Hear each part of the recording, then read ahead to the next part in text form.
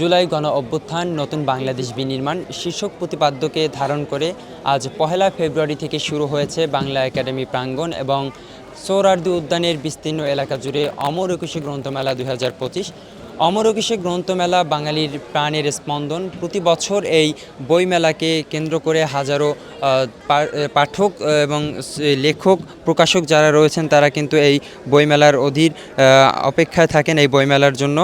আজ কিন্তু বিকেল ৩টায় বাংলাদেশের যিনি অন্তর্বর্তীকালীন সরকারের প্রধান উপদেষ্টা রয়েছেন অধ্যাপক ডক্টর মোহাম্মদ ইউনূসের উদ্বোধনের মধ্য দিয়ে এই আনুষ্ঠানিক কার্যক্রম শুরু হয় এই বইমেলার।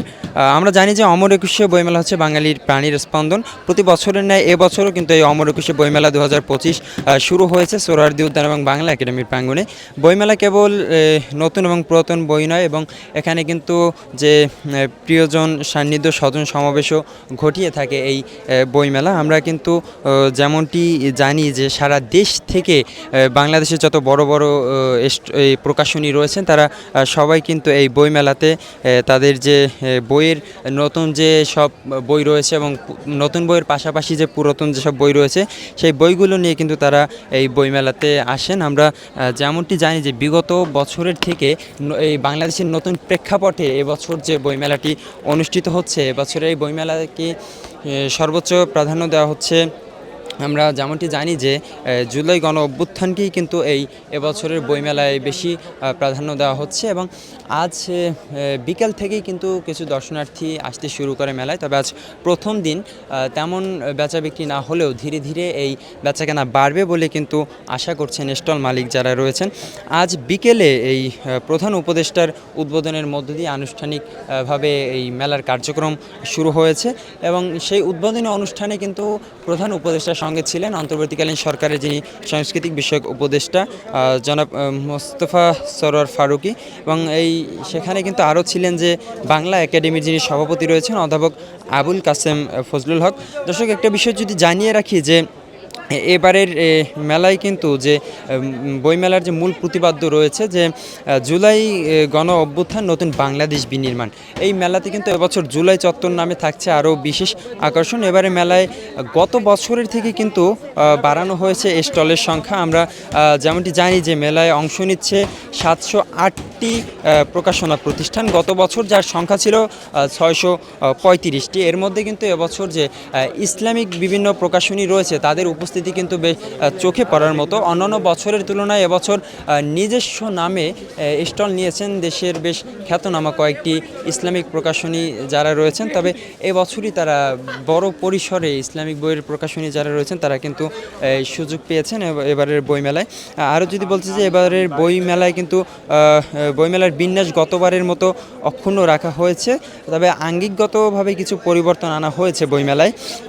আমরা কিন্তু সেটি লক্ষ্য করেছি এই বইমেলায় ঢোকার সময় যে বিশেষ করে মেট্রো রেলের স্টেশনের যে অবস্থানগত কারণে গতবারের মেলায় বাহিরের পথ এবার কিছুটা সরিয়ে মন্দির গেটের কাছাকাছি নেওয়া হয়, এবং এছাড়া টিএসসি দোয়েল চত্বর, এমআরটি যে বেসিং প্ল্যান এবং ইঞ্জিনিয়ার্স ইনস্টিটিউশন অংশে মোট 4টি প্রবেশ ও বাহির পথ থাকবে এবছরের বইমেলায়। আমরা যেমনটি লক্ষ্য করছি যে বইমেলাতে দর্শনার্থী বিকাল থেকে আসতে শুরু করলেও তবে তেমন একটা কিন্তু ভিড় লক্ষ্য করা যাচ্ছে না এবছরের বইমেলায়। তবে যারা স্টল মালিক যারা রয়েছেন তারা আশা করছেন যে ধীরে ধীরে দর্শনার্থীর সংখ্যাও বাড়বে বইমেলায়, এবং তাদের যে বই বিক্রি সেইটিও কিন্তু ধীরে ধীরে বাড়বে বলে আশা করছেন এই স্টল মালিক যারা রয়েছেন। আমরা এই বিকাল থেকেই কিন্তু লক্ষ্য করেছি যে কিছু দর্শক ধীরে ধীরে প্রবেশ করছিলেন এই বইমেলায়। আমরা কিন্তু জানি সারা দেশ থেকে এই অমর একুশে গ্রন্থমেলায় সারা দেশ থেকে পাঠক, লেখক এবং প্রকাশক তারা কিন্তু এই বইমেলায় এসে থাকেন। এটি কিন্তু বাঙালির একটি আবেগের নাম অমর একুশে গ্রন্থমেলা। এখানে এবছর যে বিষয়টি আরও